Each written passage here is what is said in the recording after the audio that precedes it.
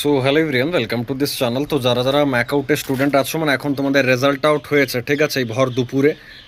যদিও ম্যাকআউটের কোনো ভরসা নেই, রাতের বেলাতেও একবার 12টা না 1টার সময় রেজাল্ট আউট হয়েছিল, ঠিক আছে, তখন আমি লাইভ এসেছিলাম ওই মাঝরাতে। তো যাই হোক, যখনই রেজাল্ট আউট হোক, আমি তো মানে আজ সকালেও ভিডিও পোস্ট করেছি, কালকে ভিডিও পোস্ট করেছি, এবং তোমরা বুঝেই গেছো যে প্রেডিকশন দেখে যে দাদা বলেছে মানে রেজাল্ট এবার আউট হবেই, আর হয়েওছে। বাট পিপিআর রেজাল্টটা কেন এখন আউট হলো না সেটা নিয়ে আমি একটু মানে চমকে যাচ্ছি। এটা করাটা উচিত নয়, কারণ পিপিআর সব থেকে আগে দেওয়া উচিত ছিল। অলদো তোমাদের এখন রেজাল্ট আউট হয়েছে, এবার তোমাদের ডাউট হচ্ছে যে দাদা পিপিআর যদি করায় তাহলে কি রেজাল্ট ঠিক হয়ে যায়? তো দেখো, এরকম কোনো ব্যাপার নেই কিন্তু, ঠিক আছে।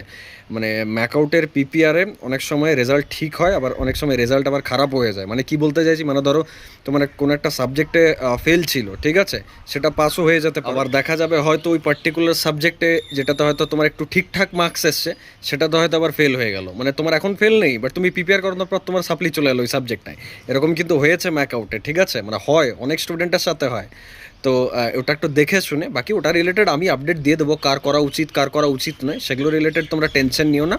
বাকি কার কত সিজিপিএ হলো ওটা একবার কিন্তু লেখো, আর কে কোন কোর্সটা নিয়েছিলে, কারণ প্রচুর স্টুডেন্টস আমাকে এখন অবধি মেসেজ করছো, দাদা কেউ 9.5 সিজিপিএ, কেউ 9.3, কেউ 9.2, কেউ 8.9, কেউ আবার 7.2। ঠিক আছে, যে যতই পেয়েছো, যে 9.8, 8.8, 8.9 এরকম পেয়েছো সে ঠিক আছে, বাট যে 6.7 পয়েন্ট পেয়েছো না, তার কিন্তু ইম্প্রুভমেন্টের দরকার আছে। আর ওই জিনিসটা মাথা থেকে সরিয়ে দাও, সিজিপিএ ডাজ নট ম্যাটার। ওরকম দেখতে গেলে কিছুই ম্যাটার করে না, আবার সবই ম্যাটার করে, ঠিক আছে। সিজিপিএ ডাজ নট ম্যাটার কখন, যখন মানে ওই লেভেলের তুমি থাকবে তবে না। তো মানে সে তো রবীন্দ্রনাথ ঠাকুরও পড়াশোনা মানে স্কুলে তো যাননি, তো তুমি কি রবীন্দ্রনাথ ঠাকুর?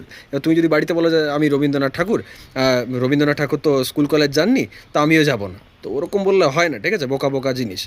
Focus on your studies. তোমাদের জন্য নেক্সট যে সেমিস্টারের পড়াশোনা, মানে ইভেন সেমিস্টারের যে কন্টেন্ট, সেটা অলরেডি আপলোডেড অ্যাপের মধ্যে।